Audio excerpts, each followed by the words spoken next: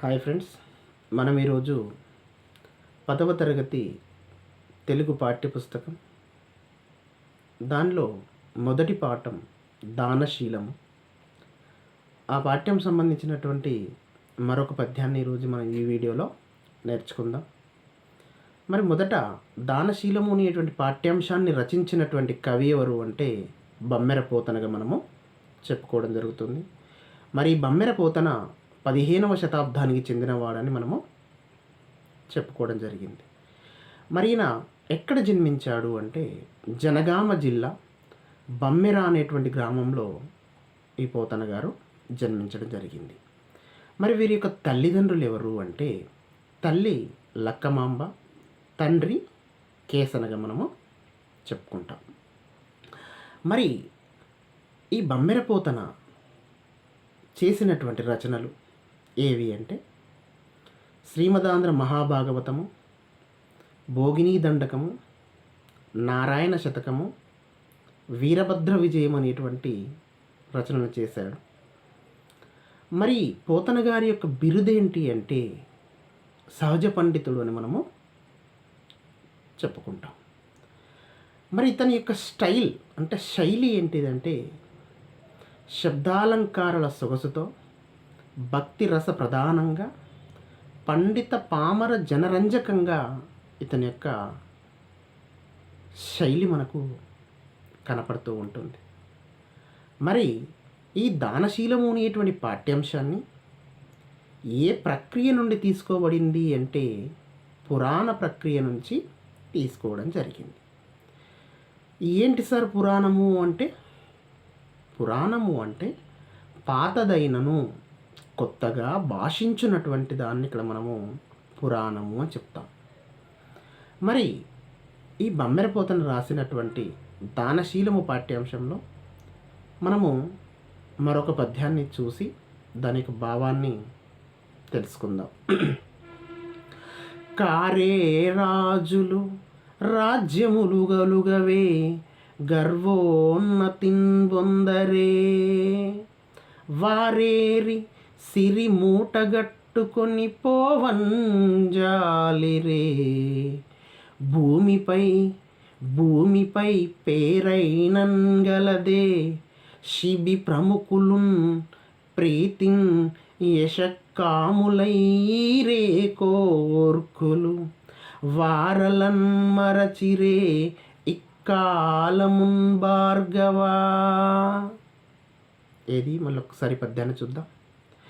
కారే రాజులు రాజ్యములు గొలుగవే గర్వోన్నతిన్ బొందరే వారేరి సిరి మూటగట్టుకొని పోవంజాలిరే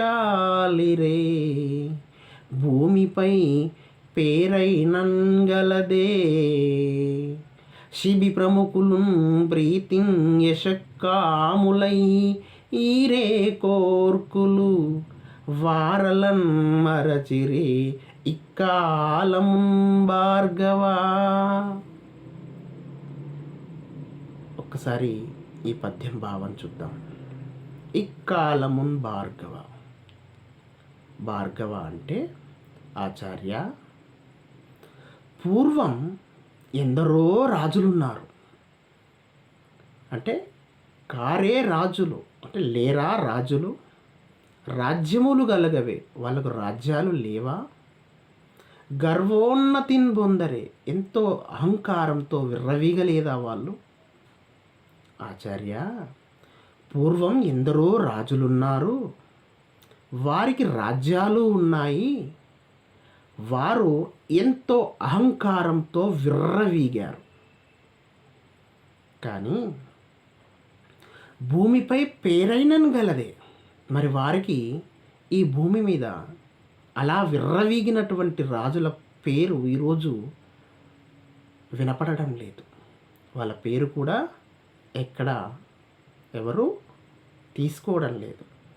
కానీ వారు కూడబెట్టినటువంటి సంపదలను మూటగట్టుకొని వాళ్ళు తీసుకొని పోలేదు. కానీ శిబి ప్రముఖులం ప్రీతిన్, శిబి చక్రవర్తి లాంటి వాళ్ళు అడిగిన వారి కోరికలు తీర్చడం కోసం, కీర్తి ప్రతిష్టలు సంపాదించుకోవడం కోసం సంతోషంగా, అంటే శిబి చక్రవర్తి వంటి వారు పేరు ప్రతిష్టల కోసం, అంటే కీర్తి కోసం సంతోషంగా అడిగిన వారి కోరికలని తీర్చలేదా? తీర్చారు కదా. మరి ఇలాంటి వారిని ఈనాటికి ఈ లోకం మరవలేదు కదా అని చక్కని భావాన్ని ఈ పద్యంలో పొందుపరచడం జరిగింది. మరొక్కసారి భావాన్ని చూద్దాం. ఆచార్య, పూర్వం ఎందరో రాజులున్నారు, వారికి రాజ్యాలు ఉన్నాయి, వారెంతో అహంకారంతో విర్రవీగారు. కానీ వారెవ్వరూ వారు కూడబెట్టినటువంటి సంపదలను మూటగట్టుకొని వెళ్ళలేకపోయారు. కనీసం ఈ ప్రపంచంలో వారి పేర్లు కూడా మిగలలేదు. అయితే శిబి చక్రవర్తి వంటి వారు కీర్తి కోసం, పేరు ప్రతిష్టల కోసం సంతోషంగా అడిగిన వారి కోరికలని తీర్చలేదా? తీర్చారు కదా. మరి వారిని ఈనాటికి లోకం మరవలేదు కదా అని ఇక్కడ కవి అంటున్నాడు. Okay friends, thank you. ఈరోజు చక్కటి పద్యాన్ని, భావాన్ని నేర్చుకున్నారని అనుకుంటున్నాను. ఇలాగే నన్ను సపోర్ట్ చేయండి, నా వీడియోస్ని లైక్ చేయండి, షేర్ చేయండి, కామెంట్ చేయండి, నన్ను సపోర్ట్ చేయండి. Thank you.